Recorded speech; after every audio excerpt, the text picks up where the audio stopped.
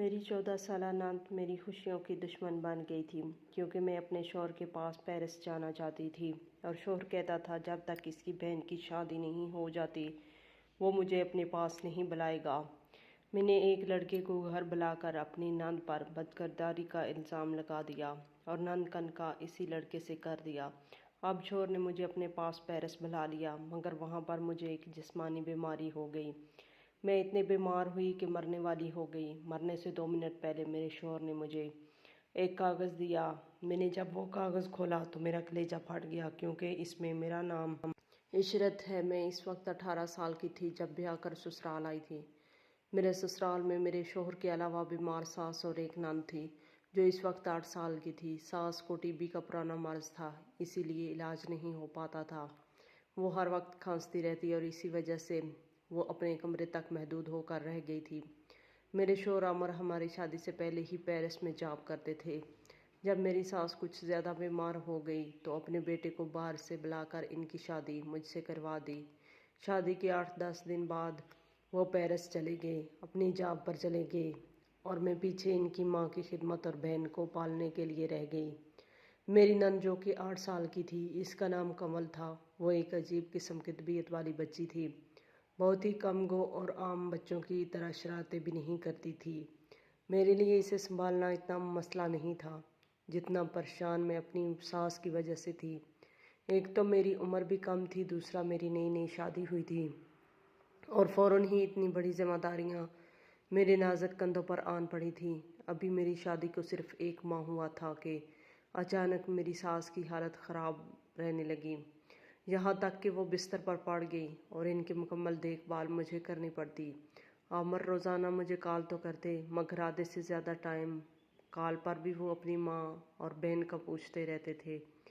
عامر video call کرتے تو ماں کی حالت سے لے کر کمرے کی صفائی تک کا جائزہ لیتے، اپنی بہن کے اسکول کے بارے میں پوچھتے اور اس کی دل جوئی کرتے رہتے۔ میرے لیے تو بس ان کے پاس یہ کہنے کا وقت ہوتا تھا کہ امی کا بہت خیال رکھنا اور کمل کا بھی بہت خیال رکھنا، اس کے علاوہ ان کے پاس میرے لیے کوئی بات نہیں ہوتی تھی۔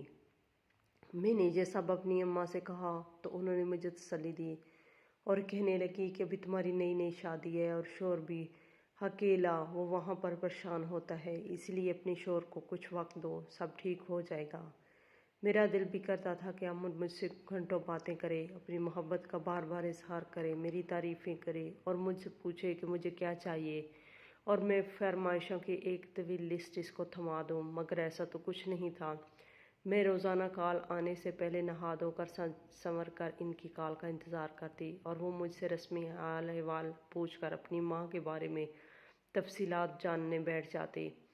یہ سلسلہ 1 ماہ تک چلتا رہا اور اب مجھے الجھن ہونے لگی تھی کہ ہر وقت عامر کو اپنی ماں اور اپنی بہن کی پڑی رہتی ہے۔ 2 ماہ گزرنے کے باوجود میری کوئی پرواہ نہ تھی۔ ایک روز ایسے ہوا کہ میں اپنے لیے صبح کا ناشتہ بنا رہی تھی اور میری نند تیار ہو کر ناشتہ کر کے اسکول جا رہی تھی۔ میں نے ساس کو ناشتہ کروا دیا تھا، میں کچن میں مصروف تھی کہ اچانک میری ساس کی چیخ مجھے سنائی دی۔ میں اور کمل بھاگ کر اماں کے کمرے میں پہنچے تو وہ بیڈ سے نیچے گری ہوئی تھی اور درد سے کرا رہی تھی۔ ان کو ایسے دیکھ کر میرے ہاتھ پاؤں پھول گئے تھے، بھلا اماں کو کیا ضرورت تھی بستر پر ہلنے کی۔ بڑی مشکل سے میں نے ان کو اٹھا کر بیڈ پر لٹایا مگر میری اپنی کمر دوہری ہو گئی۔ اس دوران کمل کی اسکول بس آئی تو وہ اسکول چلی گئی۔ اس کے جاتے ہی میرے ضبط کا پیمانہ لبریز ہو گیا اور میں نے ساس کو خوب باتیں سنائیں اور کہا کہ آپ لوگوں نے میرا جینا حرام کر رکھا ہے۔ شادی کے بعد میں تو آپ کی ملازمہ بن کر رہ گئی ہوں، شوہر سے بات کرتی ہوں تو وہ کہتا ہے جب تک میری بہن کی شادی نہیں ہوتی میں تمہیں اپنے پاس نہیں بلاؤں گا۔ میں نے انہیں خوب باتیں سنائیں، میری ساس کیا بولتی، بس خاموشی سے سب سنتی رہی اور رونے لگ گئی۔ میں نے دھمکیاں آمیز انداز میں کہا کہ اگر اپنے بیٹے کو کچھ بھی بتانے کی کوشش کی تو میں تمہارا گلا دبا کے مار ڈالوں گی۔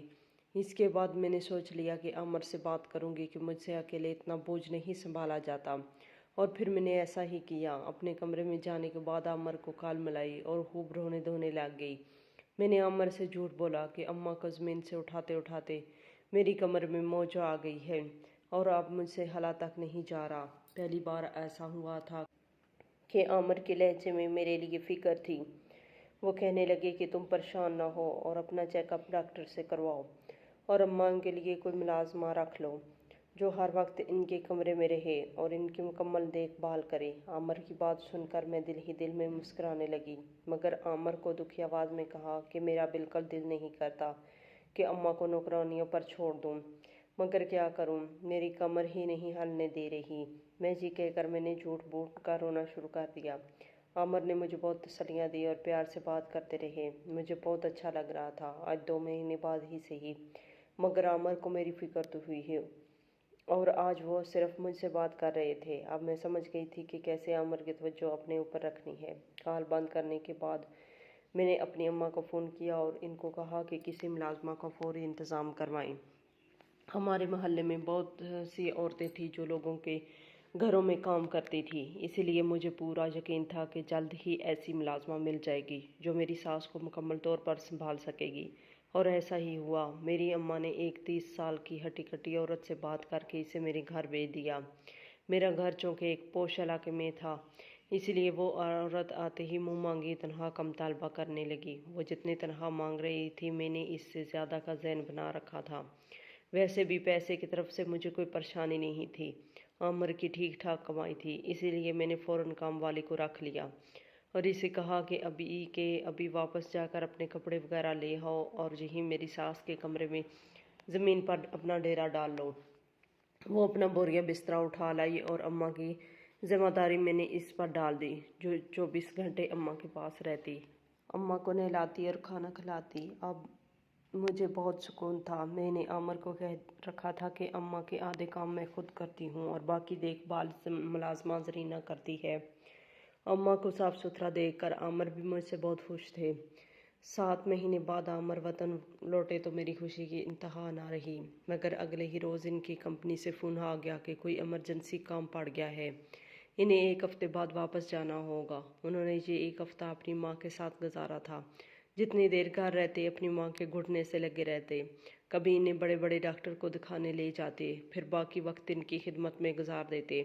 मैं तो सिर्फ कामों में घन चक्कर बन के रह गई थी, दिखावे के लिए ही सही, मगर अम्मा के लिए परहेजी खाना बनाती। कभी क्या करती तो कभी क्या करती। सिर्फ एक दिन था जब वो मुझे बाहर शॉपिंग के लिए ले गए थे, मगर मेरी किस्मत ही ख़राब थी। इस दिन भी मेरी नंद हमारे साथ थी, मुझसे ज़्यादा इसे शॉपिंग करवा डाली। मैं जले दिल के साथ शॉपिंग मॉल में फिरती रही और फिर घर आकर अपनी अम्मा को फ़ोन करके खूब भड़ास निकाली। 1 हफ्ते बाद आमिर वापस चले गए और पीछे इनकी वहीं बीमार माँ और लाडली बहन रह गई। तो मैं तो थी ही बस इनकी खिदमत करने के लिए, स्वाय सब्र के कुछ ना कर सकती थी। ऐसे ही 1 साल का अरसा मुकम्मल हो गया। अब तो रिश्तेदारों के अलावा मेरे मोहल्ले वाले भी किसी खुशखबरी का पूछते रहते थे। मैं इनको क्या बताती कि जब से ब्याह हुआ है सिर्फ नौकरानी बन के रह गई हूँ। कहने को तो एक बहुत बड़े घर की बहू थी। ऐसे ही रोते पीटते 1 साल मजीद गुजर गया और मेरी सास अल्लाह को प्यारी हो गई और मैंने सुख का सांस लिया। अमर पूरे 1.5 साल बाद माँ के मरने पर वापस आए थे। इनका सदमे से बुरा हाल था और ऐसा ही हाल मेरी नंद का था। मुझे इन दोनों को देखकर अफसोस भी होता, मगर मैं दिल ही दिल में शुक्र भी अदा करती कि मेरी बीमार सास से जान छूट गई है। आमिर 2 हफ्ते घर में रहे। वापस जाते वक्त उन्होंने मुझसे कहा कि अब मेरी बहन को अपने पास ही चलाना। मैंने इस बात पर सर हिला दिया, मगर अंदर ही अंदर मैं गुस्से से भरी हुई थी। 2 हफ्ते शोर घर में रहा, मगर हम अकेले वक्त तक नहीं गुजार सके। पर मुझे एक तरफ से ये सुकून हो गया कि अब मैं सास की जिम्मेदारी से आज़ाद हूँ। मैंने मुलाजमा को काम से निकाल दिया और नई 2 मुलाजमा रख ली, जो सुबह से शाम तक बारी बारी आती थी। सुबह सारे घर की सफाई और किचन का सारा काम वही करती थी। अब मेरे ऐश थे, कवल के खाने पीने की जिम्मेदारी भी मुलाजमा पर थी। वो सुबह नाश्ता करके स्कूल चली जाती और वापसी पर मुलाजमा ही इसे खाना वगैरह देती। इसके बाद वो अपने कमरे में ही रहती, मुझे बिल्कुल तंग नहीं करती थी। अब तो इसने बाकायदा नमाज पढ़ना भी शुरू कर दी थी। 12 साल की उम्र में वो बहुत सादा सी बच्ची थी और लगता ही नहीं था कि वो बचपन से लड़कपन के दौर में दाखिल हो रही है। मगर इसके बावजूद मुझे कुछ दिन में ही एहसास होने लग गया था कि जैसे जैसे वक्त गुजरता जाएगा मेरी नंद मेरे पैरों की जंजीर बनती जाएगी। मेरी अपनी औलाद तो अब तक नहीं हुई थी, मगर कमल की जिम्मेदारी इसके भाई ने मुझ पर डाल रखी थी। एक दिन मैं आमिर से फ़ोन पर बात कर रही थी, न जाने क्या हुआ, कमल का पैर फिसल गया और वो गिर गई। इसके चीखने की आवाज़ सुनकर मैं दौड़ती हुई गई। और सहारा देकर इसे उठाया। आमिर ने इसी वक्त वीडियो कॉल की। वो परेशान हो रहे थे। उन्होंने मुझे फौरी तौर पर इसे डॉक्टर के पास लेकर जाने का कहा। मुझे मजबूरन कॉल बंद करके इसे डॉक्टर के पास ले जाना पड़ा। एसी से निकलकर बाहर जाना मेरे लिए एक बड़ा अजाब था। शादी के बाद से मुझे एसी में रहने की आदत हो गई थी और घर में कार मौजूद होते हुए भी कहीं आने जाने के लिए टैक्सी या रिक्शा मंगवाना पड़ता था, क्योंकि मुझे कार चलानी नहीं आती थी और आमिर किसी ड्राइवर को रखने के हक में नहीं थे। खैर, मैं कमल को तपती दोपहर में चेकअप करवा के घर लाई। डॉक्टर ने इसे मुकम्मल बेड रेस्ट का कहा था, क्योंकि इसके पाँव में मोच आ गई थी। इस दिन मुझे अंदाज़ा हुआ कि मुझे सुख और आज़ादी का सांस कभी नसीब नहीं हो सकता। पहले सास ने नाक में दम किए रखा था और अब नान साहिबा की खिदमतें करनी पड़ रही हैं।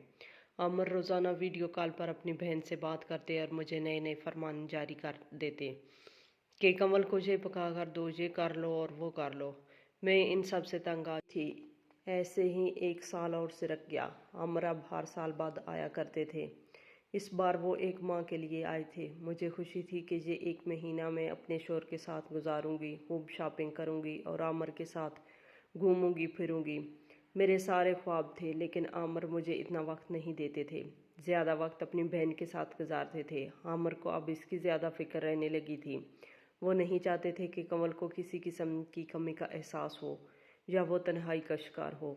एक दिन आमिर ने इसे कहा कि चलो तुम्हें मोबाइल फ़ोन ख़रीद के देता हूँ, तो इसने मना कर दिया कि मुझे ज़रूरत नहीं भाई, अगर ज़रूरत होगी तो मैं भाभी के फ़ोन से बात कर लूँगी। आमिर ये सुनकर खामोश हो गए और फिर एक दिन इसके लिए नया लैपटॉप उठा लाए और ऐसे ही कमल के नाज नखरे उठाते थे। एक महीना पूरा हुआ और आमिर वापस लौट गए, मगर मेरे दिल में कमल को लेकर हसद और जलन की ऐसी आग जली जिसने सब कुछ जलाकर राख कर दिया। एक दिन मेरी पुरानी सहेली मुझसे मिलने आई तो मेरे ठाठ फाठ देखकर चौंक गई, और जब मैंने इसे सारी सूरत हाल बताई तो इसने भी अफसोस का इजहार किया और कहने लगी, तुम अपने शौहर के पास पेरिस ही चली जाओ, वो बहुत खूबसूरत जगह है। मगर मैं इसे कहने लगी कि कमल नाम का ये कांटा मेरे रास्ते से निकलेगा तो ही मैं शौहर के साथ जाऊंगी। मेरी सहेली ने बहुत से तरीके बताए जिससे मैं कमल से जान छुड़वा सकती थी। सहेली के जाने के बाद मैं इसकी बातों को सोचने लगी। आखिरकार बहुत सोच विचार के बाद मेरे जहन में यही आया कि मुझे अपनी नंद की किसी भी तरह शादी कर देनी चाहिए। मगर अभी तो वो 16 साल की थी। आमिर तो इसकी शादी के लिए हरगिज़ ना मानते। फिर मेरे दिमाग में एक शैतानी मंसूबा आया और मैंने इस पर अमल करने के लिए अपनी इसी दोस्त से मदद ली। हुआ दरअसल यूँ कि मेरी दोस्त के ज़रिए से मैंने आधी रात को अपने घर में एक निश्चयी को बुलवा लिया और इसे काफ़ी सारा पैसा दिया और नंद के कमरे में भेज दिया। वह मेरी नंद के कमरे में जाकर बैठ गया। मेरी नंद तो सो रही थी। फिर मैंने सब कुछ देखकर शोर मचाना शुरू कर दिया। मेरी नंद बौखला के नींद से जागी थी। मैंने नंद से कहा कि ये किस लड़के को तुमने अपने कमरे में सुलाया हुआ था। वो हैरान होकर मेरी बातें सुन रही थी। मैंने इसी वक्त आमिर को वीडियो कॉल की और सब कुछ दिखाया। आमिर सब कुछ देखकर चुप हो गए और मुझे कहा कि अब तुम चाहो फैसला कर देना। इनका इतना दिल दिखाकर उन्होंने फ़ोन ही बंद कर दिया था। अगले रोज़ मैंने मौलवी साहब को बुलवा के नंद का निकाह इसी आदमी से करवा के इसे घर से निकाल दिया था और आमिर से यही कहा था कि कमल हर सूरत में इसके साथ निकाह करना चाहती थी। इससे पहले कि हमारी इज्जत का जनाजा निकाल कर घर से भागती, मैंने इसका निकाह करवा दिया है। आमिर ने क्या कहना था, वो तो बहन की इस हरकत पर नादम और दुखी थे। मेरे सामने तो वो बोल ही नहीं पा रहे थे। इसके बाद मैंने आमिर से कहा कि अब मैं अकेली तो यहाँ नहीं रह सकती, इसलिए मुझे अपने पास बुला लें। आमिर ने 1 महीने में मेरा पेरिस जाने का इंतज़ाम कर दिया और मैं अपने शौहर के पास वहाँ चली गई। खुशी के मारे मेरा दिल झूम रहा था। मुझे कुछ खबर नहीं कि वो निश्चयी कमल को लेकर कहाँ गया है। पेरिस पहुँचने के बाद आमिर ने दबे अल्फाज में बहन का पूछा तो मैंने खूब रोना धोना किया। आमिर से कहा कि आइंदा अपनी बदकिरदार बहन का नाम मत लेना। आमिर वैसे ही शर्मिंदा से थे, वो मेरे सामने मज़ीद क्या बोलते। मैं भी अब पुरसकून थी, मगर कहते हैं किसी के साथ बुरा करोगे तो अंजाम इसका भी बुरा ही होगा। मैंने जो अपनी नंद के साथ किया था, मुझे नहीं मालूम था कि इस कदर भयानक सज़ा मुझे मिलेगी। मुझे अच्छी तरह वो रात याद है जब आमिर ज़्यादा काम होने की वजह से रात को घर नहीं आए थे और मैं फ्लैट में अकेली थी। रात का न जाने कौन सा पहर था जब अचानक से तेज़ हवाएं चलने लगीं और फ्लैट की खिड़कियां बजने लग गईं। हमारा फ्लैट बिल्डिंग की सबसे ऊपर वाली मंजिल पर था। इस रात जाने क्या हुआ था कि खौफ के मारे मेरा बुरा हाल था, मगर फिर अचानक सब कुछ थम सा गया और मैं सो गई। मगर जब थोड़ी देर बाद मेरी आंख खुली, मेरे पूरे जिस्म में शदीद दर्द हो रहा था और मुझे हल्का हल्का बुखार भी महसूस हो रहा था। मगर एक चीज़ सबसे अजीब थी, वो ये कि मेरे कमरे में से बदबू आ रही थी। मैंने उठकर सारा कमरा चेक किया, मगर मुझे ऐसा कुछ नहीं मिला जिससे बदबू हो। मैं दोबारा अपने बिस्तर पर बैठ गई। फिर मुझे एहसास हुआ कि बदबू मेरे पास से आ रही है। मुझे पहले तो वहम लगा, मगर जब कुछ देर और गुजरी तो मुझे महसूस हुआ कि बदबू वाकई ही मुझसे ही आ रही है। मैं जल्दी से उठी और नहा धोकर दूसरे कपड़े पहन लिए। तब बदबू आना बंद हो गई। मैंने शुक्र किया और सो गई। सुबह सवेरे ये अमर वापस आ गए और बताने लगे काम ख़त्म होने की वजह से इनकी कंपनी ने इन्हें 2 माह की छुट्टी दे दी है। अमर ने मुझे कहा कि मैं कुछ दिन अपने घर अपनी माँ के घर कमरे में गुजारना चाहता हूँ, मगर मेरी माँ की बहुत ज़्यादा आ रही है। अमर के कहने पर मैंने अपना सामान पैक करना शुरू कर दिया, क्योंकि अमर ने कहा था हम कल ही पाकिस्तान के लिए रवाना हो जाएंगे। बीच बीच में मेरी तबीयत ख़राब होने लग जाती थी। कभी बुखार हो जाता और कभी जिस्म में शदीद दर्द होता और वहीं अजीब सी बदबू आने लगती। तब मैं फ़ौरन नहाकर कपड़े बदल लेती और ढेर सारा परफ्यूम खुद पर छिड़क लिया करती। मगर एक बात थी, जो कपड़े में उतार देती इनमें से बदबू आना बंद हो जाती थी।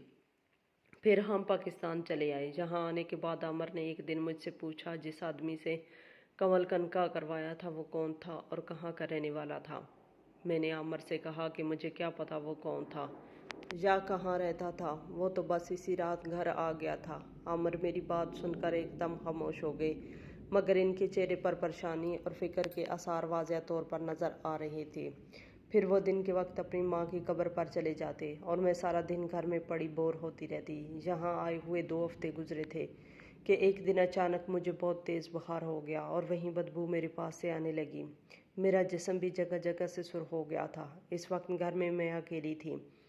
मैंने नहा धोकर खूब अच्छे से कपड़े बदले, मगर कपड़े बदलने के थोड़ी देर बाद फिर दोबारा बदबू आना शुरू हो गई। मैं बहुत परेशान थी और बुखार की शिद्दत से नढाल हो गई थी। जब शाम को अमर घर लौटे तो उनको अपनी तबीयत और बदबू बताया, मगर उन्होंने कहा कि बुखार की दवा ले लो। ये कहकर अमर सो गए और दूसरे दिन मैं डॉक्टर के पास गई। इसने मेरे टेस्ट करवाए और मुझे ढेर सारी दवाइयाँ थमा दी। मैंने वो दवाइयाँ खाना शुरू कर दी, मगर मेरी हालत दिन ब दिन ख़राब होती जा रही थी। बदबू बढ़ती जा रही थी, यहाँ तक कि अमर ने दूसरे कमरे में सोना शुरू कर दिया था। अचानक देखते ही देखते मैं बहुत बीमार हो गई, यहाँ तक कि मेरी इस बीमारी को डॉक्टरों ने लाइलाज मर्ज कह डाला था। हैरत तो मुझे इस बात पर थी कि अमर को मेरी कोई फिक्र नहीं थी। मुझे लगता था कि चंद दिनों बाद मेरी मौत हो जाएगी। मैं अपनी ज़िंदगी से मायूस हो गई थी। ऐसे ही एक रोज़ मैं अमर की अलमारी में कपड़े रखते ही रही थी कि मुझे एक ख़त मिला, जिसे देखकर मेरा दिमाग चकरा गया। वो ख़त मेरी नंद ने अपने भाई को भेजा था। इसमें लिखा था कि भाई, आपकी बहन बद किरदार नहीं है। मैं नहीं जानती वो आदमी कौन था जो मेरे कमरे में आया था। प्लीज़, मैं इस वक्त बहुत मुश्किल में हूँ, मुझे यहाँ आकर बचा लें। आमिर ने इस ख़त के बारे में मुझसे कोई बात नहीं की थी। शायद वो अपनी बहन की वजह से पाकिस्तान आया था। वो ख़त पढ़कर तो मेरी हालत और भी ख़राब हो गई।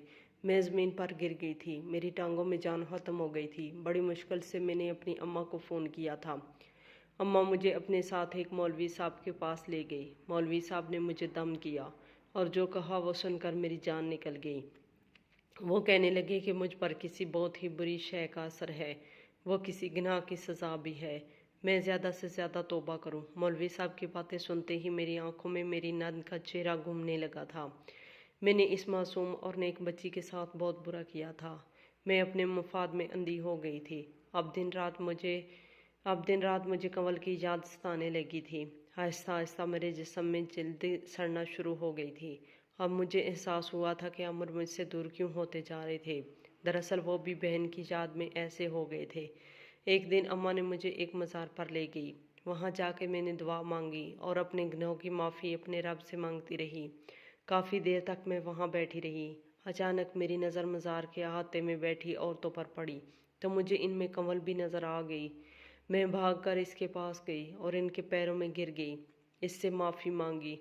कंवल मुझे देखकर एकदम खिल उठी, जैसे वो मेरे इंतज़ार में ही थी, और इस नेक सीरत लड़की ने मुझे कहा, भाभी आपको गलती का एहसास हो गया है, मेरे लिए बस यही बहुत है, आप पिछली सब बातें भूल जाएं।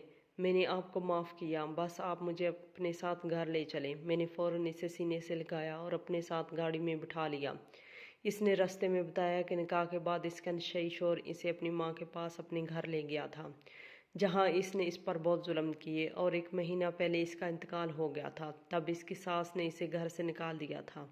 तब से इसने इसी मज़ार में अपना ठिकाना बना लिया था। मैं इसकी बातें सुनकर रोने लग गई और हाथ जोड़कर इससे दोबारा माफ़ी मांगी। इसने मेरे हाथ थाम लिए और मुझे तसल्ली दी।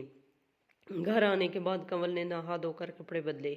मैंने इसे खाना खिलाया और फिर जब आमर आए तो वो बहुत ज़्यादा खुश हो गए। उन्होंने अपनी बहन को सीने से लगा लिया और इससे माफ़ी मांगी, क्योंकि इनको भी यकीन था कि इनकी बहन बदकिरदार नहीं है, मगर उन्होंने मुझे भी कुछ नहीं कहा।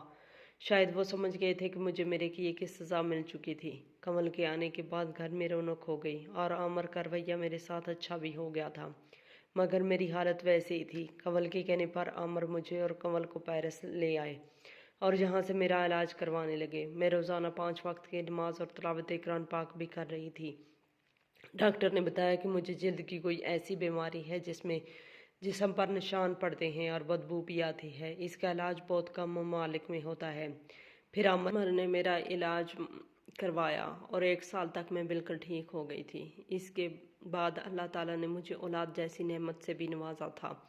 इस बात को पूरे 7 साल गुजर चुके हैं। हमने कंवल की शादी एक अच्छे घराने में कर दी थी और अब मेरा दिल भी पुरसकून था। मैंने ये जान लिया था कि रिश्ते और इंसान कितने अहम होते हैं, कैसे हम इन रिश्तों के तकद्दुस को सलामत रख सकते हैं।